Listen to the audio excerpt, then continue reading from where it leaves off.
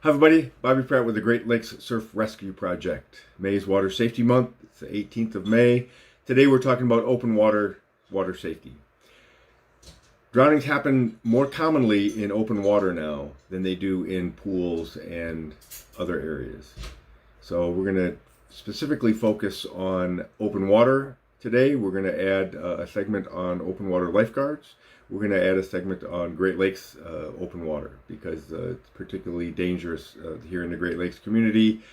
And I'm gonna rant a little bit when we talk about Great Lakes water safety. So that'll be probably tomorrow. So today we're talking open water safety.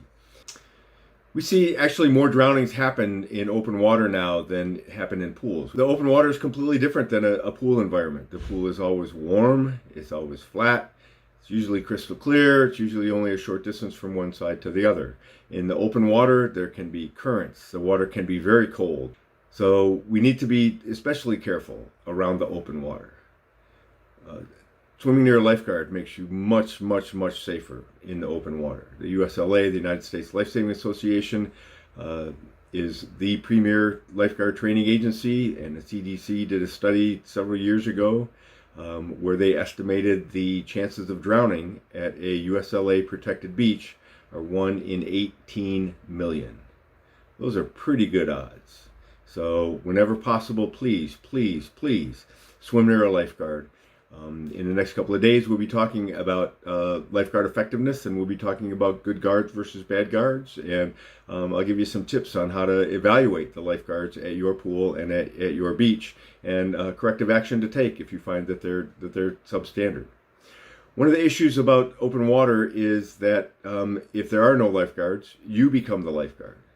And we need to make sure that you understand what that means.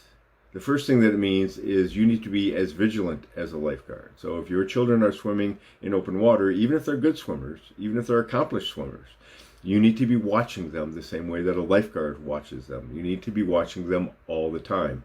You don't have time to be on your telephone. You don't have time to be making a TikTok video. You don't have time to be reading a book. You must be vigilant. You must be watching the water at all times. And you must be capable of making a rescue and then knowing what your rescue interval is.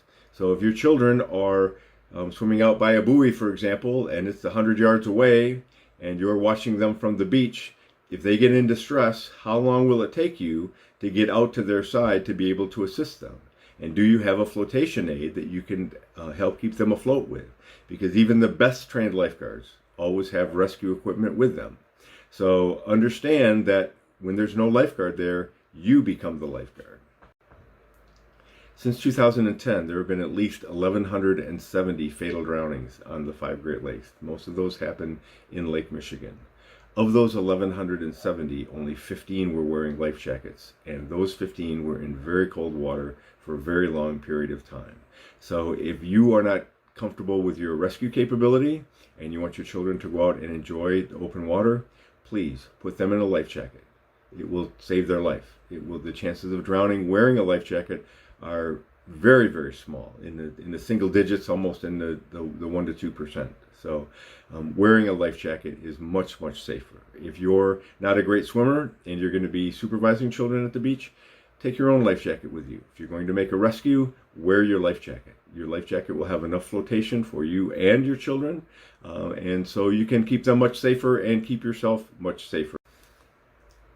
When you decide that you're going to go to the beach, there are certain things that you should do. The National Weather Service on both the East Coast and the West Coast, as well as the Great Lakes region, has a beach hazard statement. And you should look at the beach hazard statement to see what the conditions are going to be like. The pool is always flat, warm. A lot of times it's indoors, so it's not exposed to the weather. The open water is a lot different. So you need to know, for example, what the water temperature is. It's May, it's Water Safety Month, and the temperatures in Lake Michigan are frigid. The temperature in Lake Michigan today was 44.4 degrees at buoy 007 in the south end of the lake. So that is extremely dangerous. That's too dangerous for anybody to go in the water without some kind of thermal protection, either a wetsuit or a dry suit. You should check the weather because the weather changes very quickly, especially here in the Midwest. Tomorrow, we're going to be talking about the Great Lakes and the problems that we have in the Great Lakes. I live in the great state of Michigan. I love the Great Lakes. I love the state of Michigan. I do not love the way that Michigan handles its beach safety. It's appalling, to be perfectly honest. So join me tomorrow and we'll take a deep dive into the problems with water safety on the Great Lakes. See you then.